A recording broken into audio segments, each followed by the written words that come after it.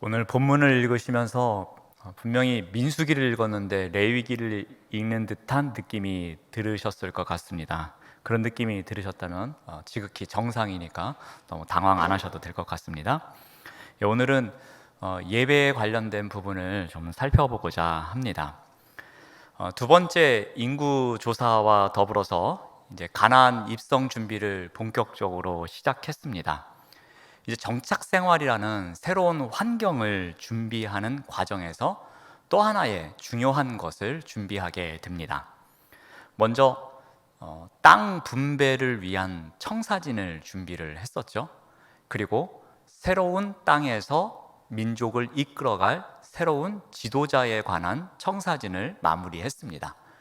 이제 다음으로 해야 할 것이 그 땅에 가서 영적인 청사진을 그리는 것이었습니다. 즉 예배에 관한 청사진을 마련하는 작업이 이제 남게 되었습니다. 이 광야를 살아내던 이 이스라엘 백성들은 이제 가나안 땅에 들어가면 지켜야 할 것이 있었습니다. 그것은 그 땅에 있는 화려한 이교 문화, 그리고 이교적 종교 행위에 대해서 이 가나안 땅에서 자신들만의 것을 지켜나가야만 했습니다.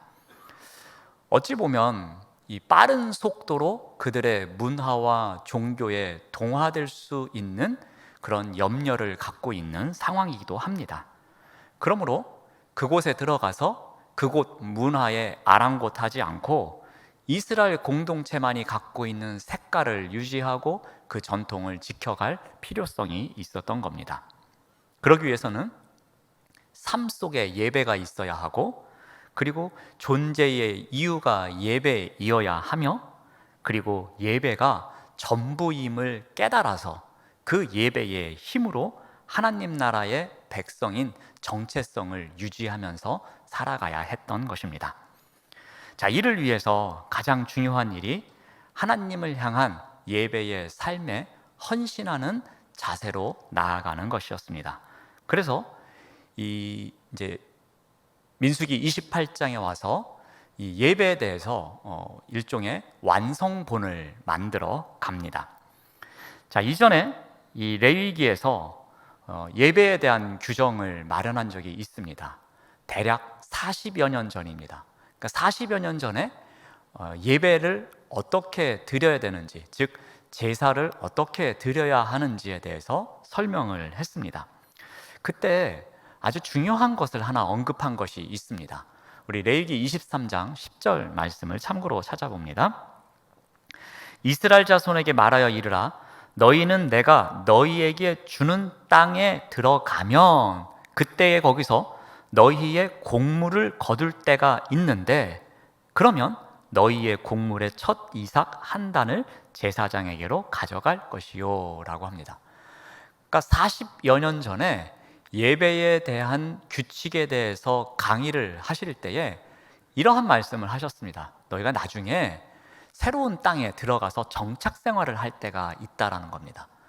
정착 생활을 하면 농사를 지을 것이고, 그리고 그 농사를 지으면 수확물을 거두게 되는데, 그 수확물을 거두어 드리면 그때에 예배의 자리로 나아갈 것을 이야기하셨습니다.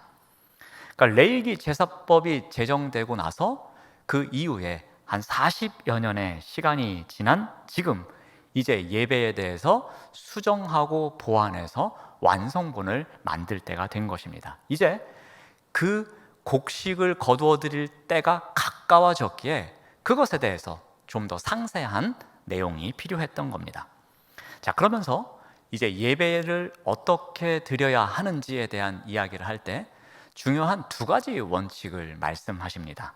그 두 가지 원칙이 우리 2절 말씀에 나오는데요. 2절 말씀을 보시면 이스라엘 자손에게 명령하여 그들에게 이르라, 내 헌물, 내 음식인 화제물, 내 향기로운 것은 너희가 그 정한 시기에 삼가 내게 바칠지니라 라고 합니다. 자, 이 2절 말씀에 두 가지 원칙이 있는데요. 그 두 가지 원칙은 무엇으로 예배를 드리느냐, 그리고 언제 예배를 드리느냐입니다. 그래서 무엇과 언제와 관련된 이야기입니다. 자, 그렇다면 무엇으로 하나님께 드려야 한다라고 합니까? 우리 2절 말씀을 다시 보시면 내 헌물, 내 음식인 화제물, 내 향기로운 것이라고 합니다. 하나님 앞에 나아오면서 제사를 드리는데 그곳에 드리는 이 곡식, 그 추수한 것이 누구 거라고 합니까? 하나님의 것이라고 합니다. 그러면 이 말은 바꿔 말하면 무엇입니까? 이들이 가나안 땅에 들어가서 정착을 하고 농사를 짓고 수확을 하는데 그것이 그 모든 것이 누구로부터 왔다라는 것입니까?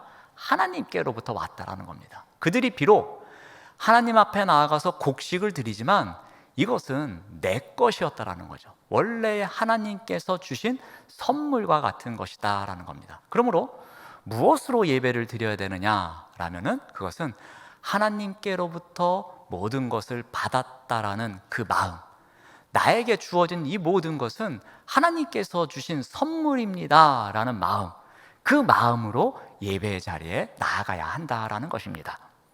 또 하나는 언제, 시간의 문제입니다.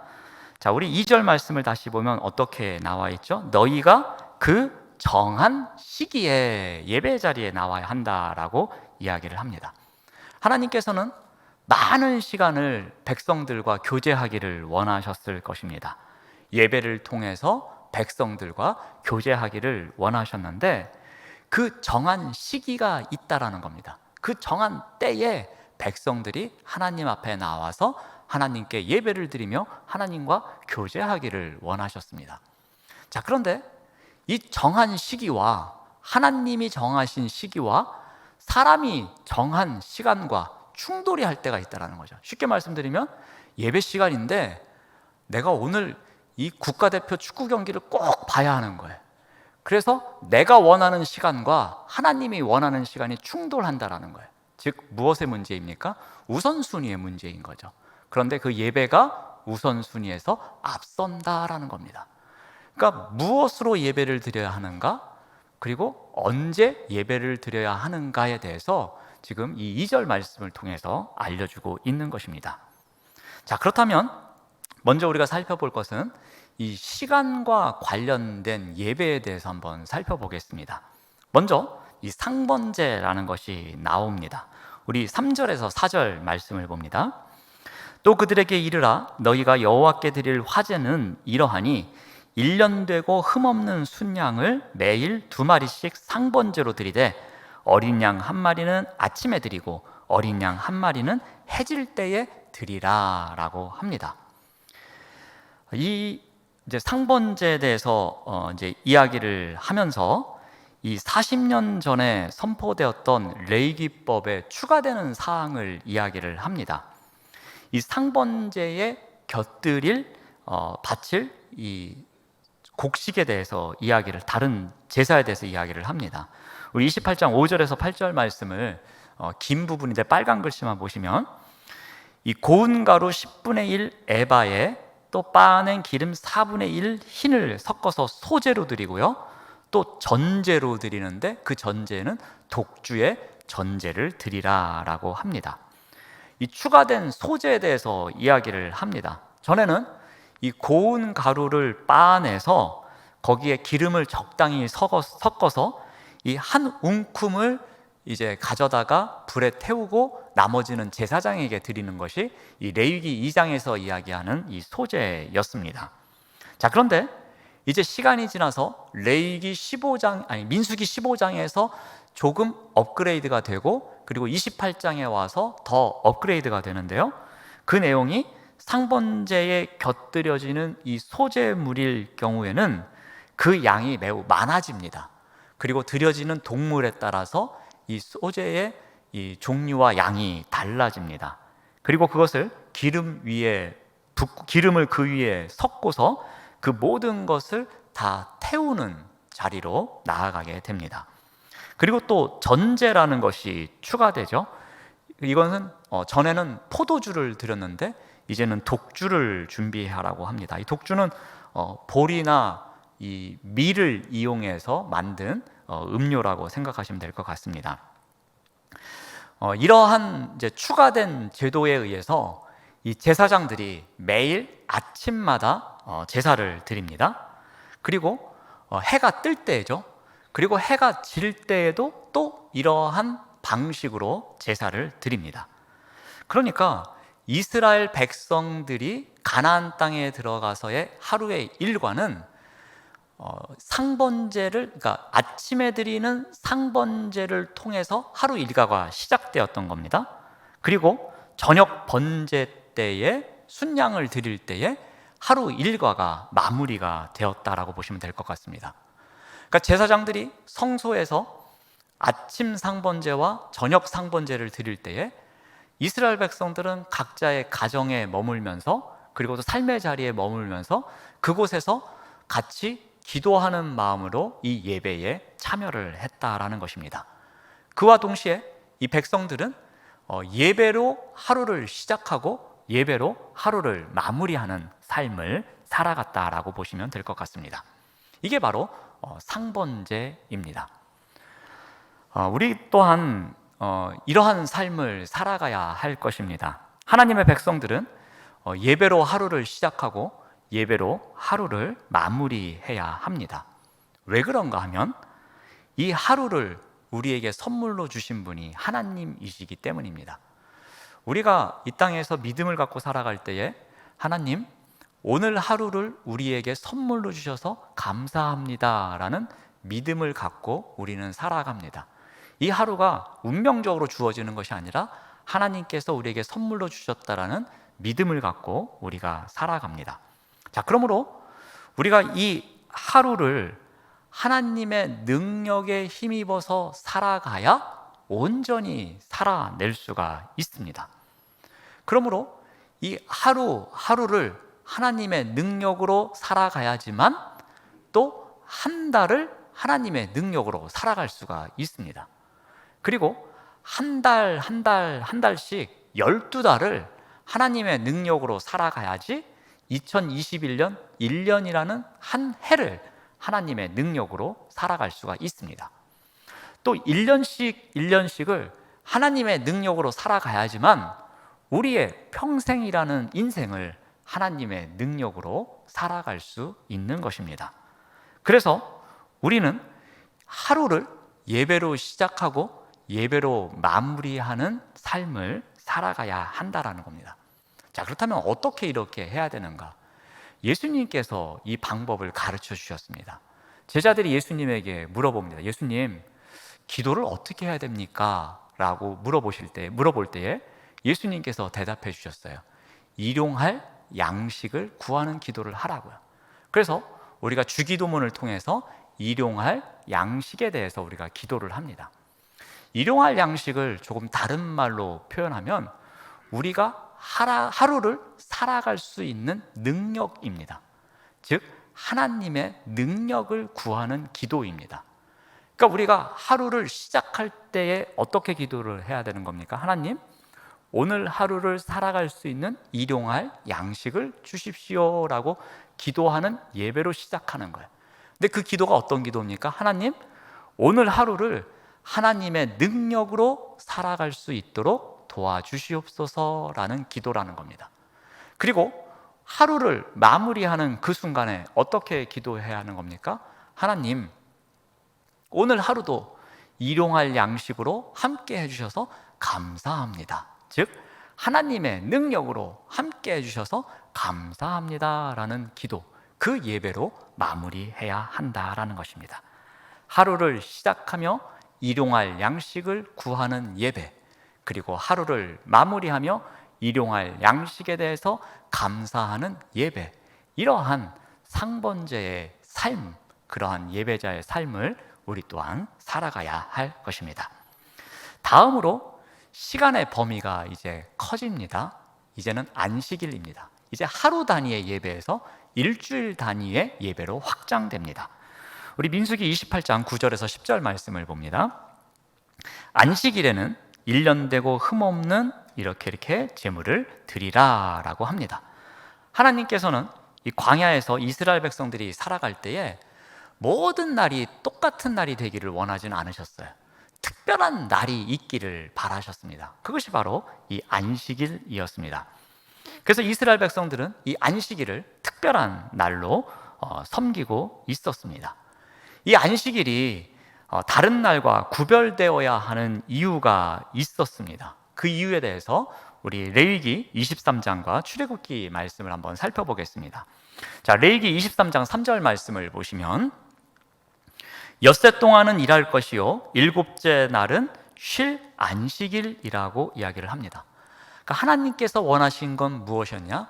모든 날이 똑같은 날이 되면 안 된다라는 겁니다. 엿새 동안, 즉 일주일 중에 일부는 열심히 자신을 위해서 살아가더라도 쉬는 날이 있어야 한다라는 겁니다. 중지되는 날이 있어야 한다라는 겁니다.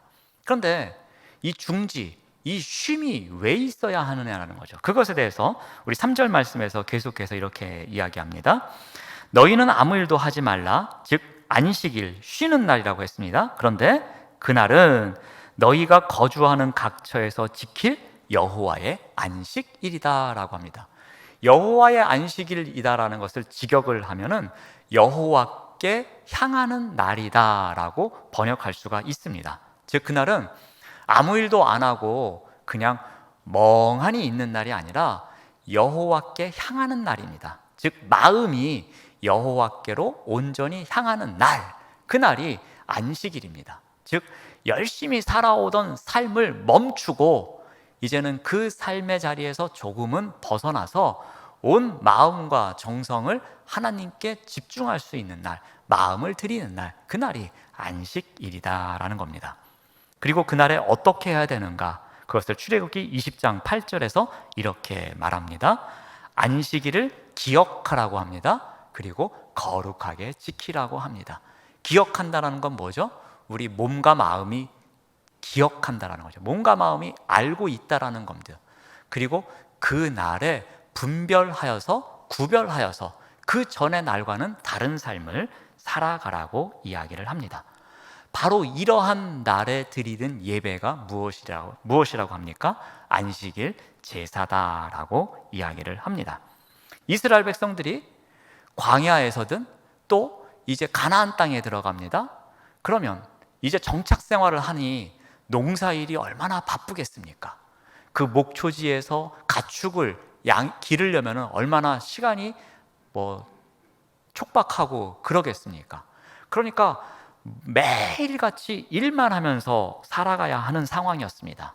그런데 안식일이 되면 그 전까지 자신의 육신을 위해서 열심히 살았던 그 삶을 무조건 중지하는 겁니다. 그리고 쉬는 겁니다. 누구를 위해서요? 여호와를 위해서 그날을 쉬고 여호와 앞에 나아가는 날이 되는 것입니다. 바로 그날은 지금까지는 육신의 축복을 위해서 살았다면 그날은 영의 축복을 위해서 살아가는 날이 되는 것입니다. 하나님께서는 이 안식일을 통해서 영적인 은혜가 이스라엘 백성들에게 임할 수 있도록 함께 해 주셨다라는 것입니다. 안식일에도 매일의 상번제는 드려지는 겁니다. 그러니까 상번제는 매일같이 드려지고 안식일에는 추가로 더 안식일에 제사를 드리게 된 것입니다. 여러분, 이 진정한 안식이 있어야 이 참된 예배가 있습니다.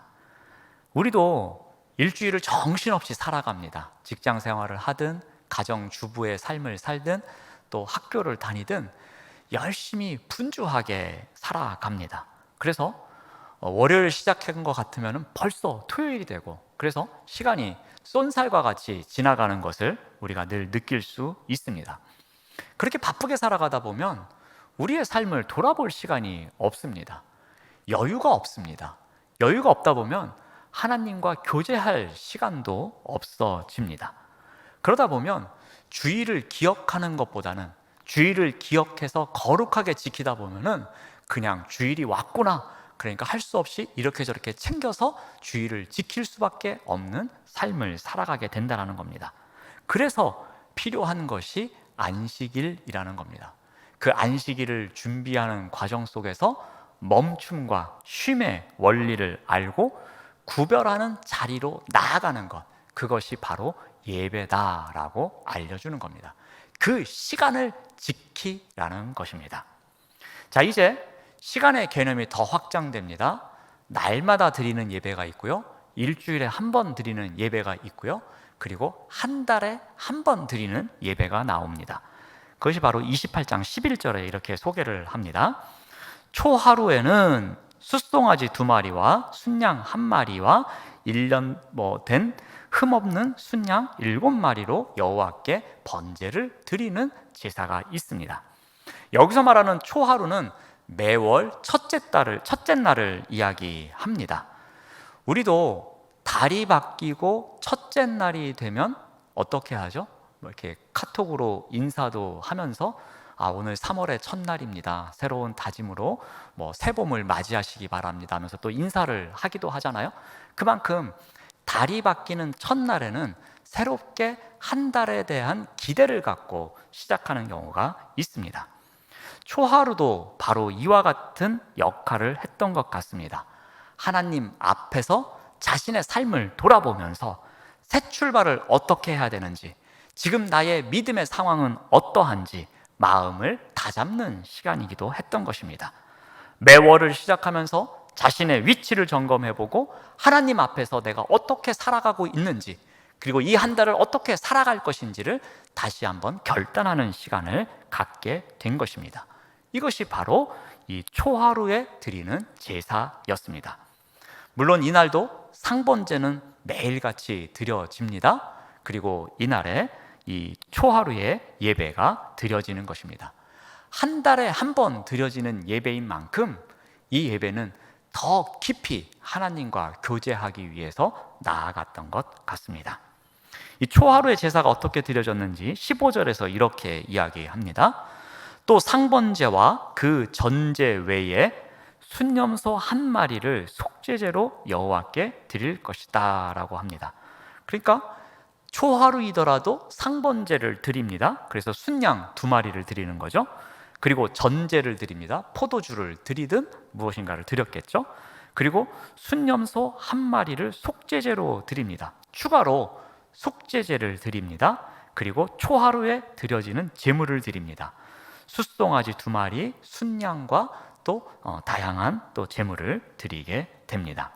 자, 이러한 일을 초하루의 예배로 드려지는데, 이 초하루에 드려지는 예배, 즉 한 달에 한 번 드려지는 예배는 상번제나 안식일 예배보다 훨씬 더 많은 제물이 드려집니다. 즉 더 많은 헌신을 요구하는 제사였습니다. 우리 교회도 이와 비슷한 예배를 드리고 있습니다.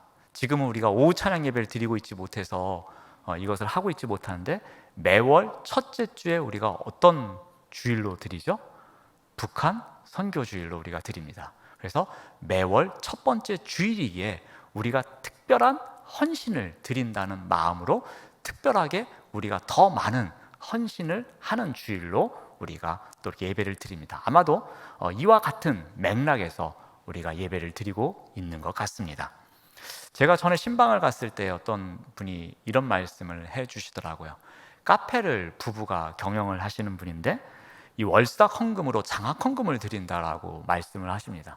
그래서 그게 무엇이냐고 제가 여쭈어봤더니 매월 첫째 날의 매출을 저금을 해서 그것으로 하나님께 장학 헌금으로 특별 헌금을 드린다라고 말씀을 해주십니다. 그러면서 이 새로운 한 달을 시작할 때에 새로운 다짐으로 오늘 하루 우리가 영업한 그 모든 것은 하나님께 특별하게 드리겠다는 마음으로 그곳에서 한 달의 영업을 새로운 마음으로 시작한다라고 그렇게 말씀했던 적을 들은 적이 있습니다. 아마도 이것도 같은 맥락에서 드려지는 예배의 모습이라고 생각됩니다. 자, 지금까지 시간에 따라서 어떠한 예배가 있는지 살펴보았습니다. 날마다 드리는 하루 단위의 예배, 일주일에 한 번 드리는 7일 만에 드리는 예배, 그리고 한 달에 한 번 30여일 만에 드려지는 예배에서 세 가지 예배를 살펴보았습니다. 이제 다음으로 살펴볼 것은 무엇과 관련된 것입니다. 무엇으로 예배 자리에 나아가야 하느냐라는 것입니다. 첫 번째로 이 유월절과 무교절 예배입니다. 우리 28장 16절에서 17절 말씀을 보시면 첫째 달 14째 날은 여호와를 위하여 지킬 유월절이며 또 그 달 15째 날부터는 명절이니 이래 동안 무교병을 먹을 것이며 라고 합니다. 유월절은 1월 14일입니다. 자, 이들은 우리와 같이 음력을 사용합니다. 우리도 음력 이렇게 명절이 있지 않습니까? 그래서 이들도 1월 14일이 이제 유월절입니다. 그러다 보니까 매년 날짜가 달라지겠죠. 그리고 그 다음 날인 15일부터 일주일을 무교절이라고 합니다. 그래서 유대인들은 이 날짜를 다 통틀어서 유월절이라고 부르기도 하고 무교절이라고 부르기도 합니다. 정확하게는 나뉘어져 있지만 통상적으로는 같이 묶어서 부르곤 합니다. 이스라엘 백성들은 이 7일 동안에 무교병을 먹으면서 이 매일 제사를 드렸습니다.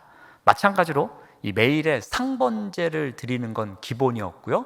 상번제 말고도 이 7일 동안에는 이 무교절과 유월절 제사를 별도로 드렸다라고 보시면 될 것 같습니다. 또한 18절 말씀을 보시면 그 첫날에는 성회로 모일 것이요 아무 일도 하지 말라라고 합니다. 또 구별하여서 드리는 날이 있었던 거예요. 이 절기 안에 어떠한 날은 아무 노동도 하지 말고 오직 주님께로 마음을 향하는 그러한 날을 제정했던 것입니다. 더 집중하기 위해서 그 날을 정하게 됩니다. 여러분, 이 유교절과 무교절이 갖고 있는 의미는 무엇입니까? 이것은 구원의 은혜를 기억하는 거죠. 출애굽을 이끄셨던 그 하나님의 구원의 은혜를 기억하는 절기입니다. 그러므로 이 유월절과 무교절 예배에는 사람들이 무엇을 갖고 나아가야 하는 것일까요? 그것은 바로 구원의 은혜, 하나님께서 우리를 구원하셨다라는 그 은혜의 감격을 갖고 나아가는 예배가 바로 이 무교절과 유교절 예배였습니다. 그러므로 우리의 예배 또한 이러해야 할 것입니다. 우리의 예배 또한 구원의 감격, 구원의 은혜, 나를 선택해 주신 예수 그리스도의 은혜를 감격하고 감사하는 마음으로 늘 예배의 자리에 나아가야 한다라는 것입니다. 더욱또 이제 무엇을 가지고 예배를 드려야 하는가에 대해서 두 번째로 이 77절 제사를 이야기합니다. 우리 26절 말씀을 봅니다. 77절 처음 익은 열매를 드리는 날에 너희가 여호와께 새 소제를 드릴 때에도 성회로 모일 것이요 아무 일도 하지 말 것이며 라고 합니다. 이제 77절이 되면 또 다른 예배를 드려야 한다라는 것입니다. 이 77절은 이 유월절 기간의 이 안식일 이튿날이죠. 그러니까 음력 1월 16일입니다. 이때로부터 7일이 7번 지나는 거니까 음력 3월 6일이 됩니다. 이날을 초막절이라고 부르기도 하고 오순절이라고 부르기도 합니다. 이때에 이 77절에는 처음 익은 열매를 드리는 날이 첫 추수의 작물을 드리는 날이 바로 77절입니다. 이 첫 수확을 하나님께 드림으로써 이 백성들은 감사의 기도를 드리면서 남은 기간의 수확 또한 하나님께서 책임져 주실 것이다 라는 기대 그리고 믿음의 고백을 드리는 절기였습니다. 이 예배가 의미하는 것은 무엇입니까? 이 수확물, 첫 수확물을 드리면서 이 모든 것이 하나님께서 우리에게 주신 선물이다라는 거죠. 첫 수확물이 이렇게 훌륭하니 앞으로의 수확물 또한 하나님께서 선물로 풍성하게 우리에게 채워주실 것이다 라는 믿음을 고백하는 예배였다라는 것입니다. 새 시대를 향한 이 마지막 여정에서 이 백성들은 이제 또 예배에 대한 규정을 준비하고 있습니다. 아마도 그들은 이 예배에 대한 규정을 준비하면서 이렇게 외쳤을지도 모릅니다. 무엇보다도 예배가 우리의 인생에서 전부여야 합니다 라고 그들이 외쳤을지도 모릅니다.